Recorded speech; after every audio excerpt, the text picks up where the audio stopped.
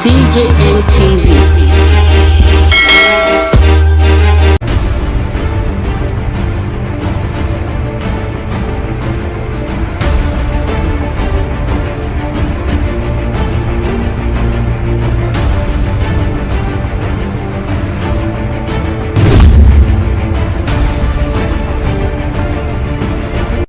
Federal High Court don dismiss the certificate forgery case against Obaseki. My people, una welcome to DJM TV daily news update, where we dey give una the hot gist wey dey trend for the day. The Federal High Court don dismiss the certificate forgery case wey dem bring against the governor of Edo State, Governor Godwin Obaseki. Na one man, Williams Edobo, and the All Progressive Congress APC, na dem na file dis case against the governor, when dem say the governor forged his certificate for Bachelor of Arts in Classical Studies certificate when he submit to INEC in order to support a nomination as his candidate of the Edo State governorship election for 2020. The governor wey contest and win the election for September 2020 on the platform of the People's Democratic Party, he come deny the allegation say he no forge the result at all o, say all this one dey just dey talk, say na woro na dem dey talk. Edoba Omorege wey file the case come testify say Obaseki forged a result, or say the result no be true, say because he claim say he obtained the result from University of Ibadan for 1979.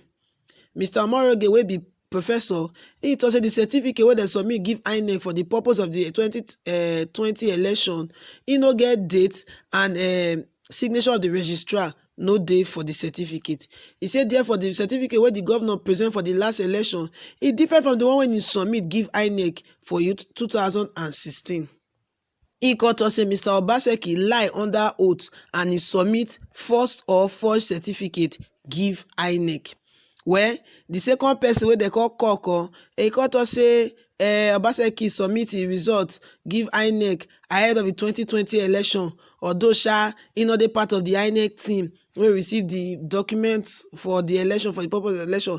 Well, all this one dey talk make we remind una something. Una go remember say the governor of Edo State, him be contest for 2016 under the party All Progressive Congress, and at that time he win, and at this same result na he use take win the election. Now because of this result, they come screen am comot for APC.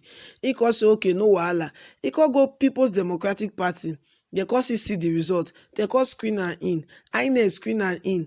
Before you know, he do the election, he still win. These people na they come carry the matter say, this thing no be true. See, they talk here, go there. Well, what did they call talk now be say? One of the witnesses wey they call come, he come talk say, although Obaseki graduate from University of Ibadan with Bachelors of Arts in Classical Studies for 1976, he say na fake result na he give. He say because the one he bring for 2016 different from the one they bring for 2020. He say na only 3 credit pass now Obaseki get. Say because of that one, Obaseki not supposed to even get admission for the year when he say he get admission. They just dey talk, go from the talk, go back. Wetin they call the talk now be say how he got a win 2016 election if the result originally before na fake one. Well, when they come the case and they talk the matter, Mr. Obaseki wey be the governor, he call the witnesses, they come. The first witness when he call say yes, the signature no show. Not be say Obaseki forged the result. Say now when they photocopy the result, say because the result big pass the paper where they want photocopy and enter. Now whether they photocopy and edit cut the logo have been at the signature of the registrar come off from the paper where they submit give INEC. The other person where they call come, now him be the deputy registrar of University of Ibadan. He call confirm say yes, say true Obaseki gain admission for the year 1976 into University of Ibadan for direct entry, despite the fact say he no get English language for a result too, and he also graduated for the year 1979, and they call award am Bachelors of Arts in Classical Studies. He said the incomplete signature na because of the photocopy, not be say the man no get result. Even the third witness wey dem call be Egosa, he come confirm say 2 of them now attend the same secondary school, and na 2 of them, he and governor now gain admission enter University of Ibadan for 1976, and the governor graduate for the year 1979. When the judge come review all the evidences dem na, he come say say the allegation wey dem bring must be proved beyond reasonable doubt. More na hear the way the lawyer put the matter. That the case has not been proved at all, talk less of proved beyond reasonable doubt. The case has been dismissed, and we are happy and we are grateful to Almighty God because this is a victory for the rule of law. We are quite happy and elated, and we hope that this will put to rest this issue of certificate saga that is resuscitated every electoral cycle. After the judge don dismiss the case, no be small gbedu na dey call hold for the arrest.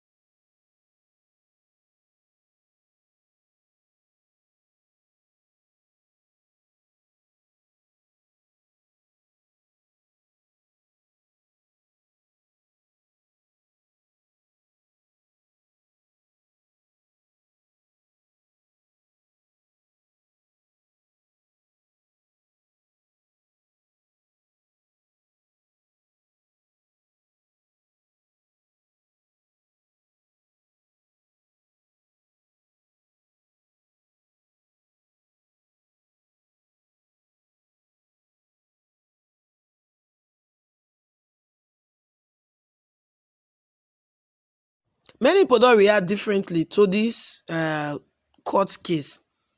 Some of them say, the way APC dey think, this guy say they baffle am, or say based on say how you go file case against somebody wey be once governor under your umbrella of your party, because say e no be governor again for your party, all of a sudden now e result, e don yakpa.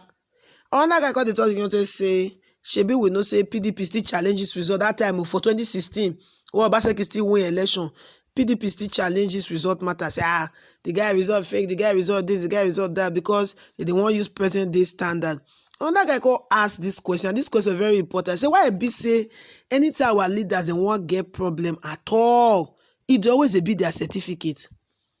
Why it dey always, and that thing more than still reason now, why it dey always be then I will say na secondary WAEC certificate, I been a university certificate. One thing just get to do with the certificate.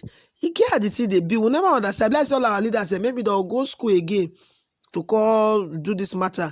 This other guy saying like the way the court they talk say they don't throw away the APC certificate forgery case against Obaseki.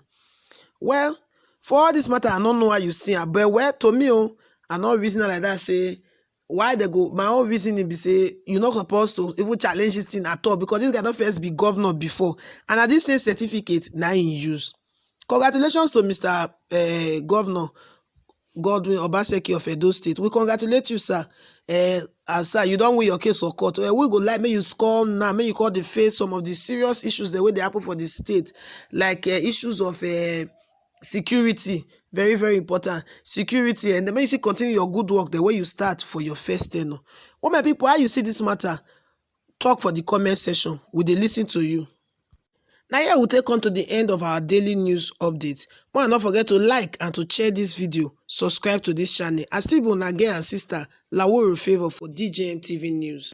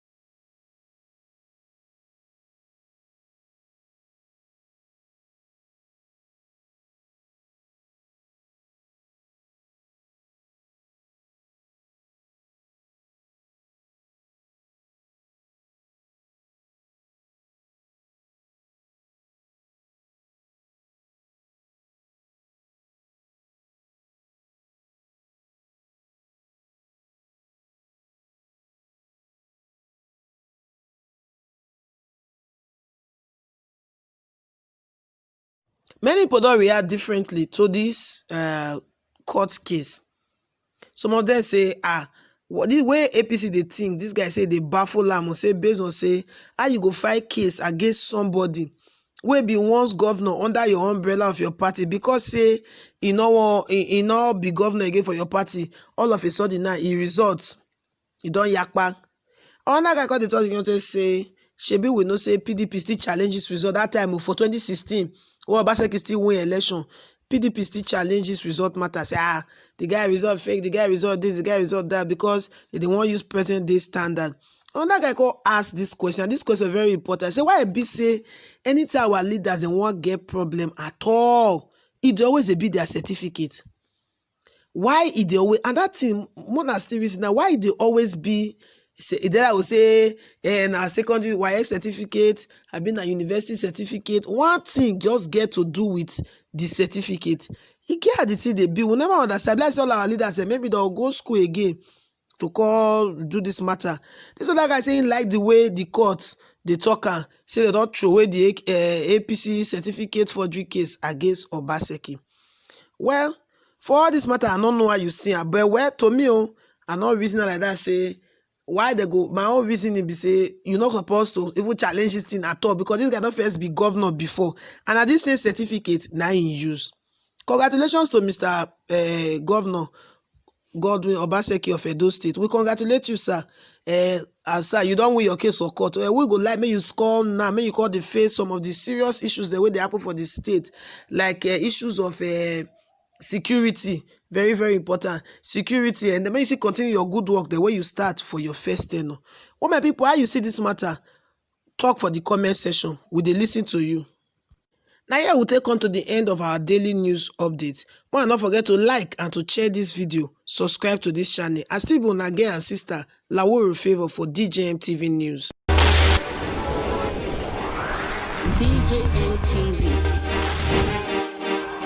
DJM TV.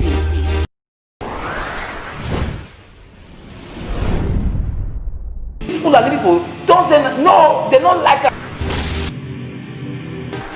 Welcome to DJM TV. DJM TV. DJM TV. DJM TV. DJM TV. Some of the delegates and ask them questions. DJM TV.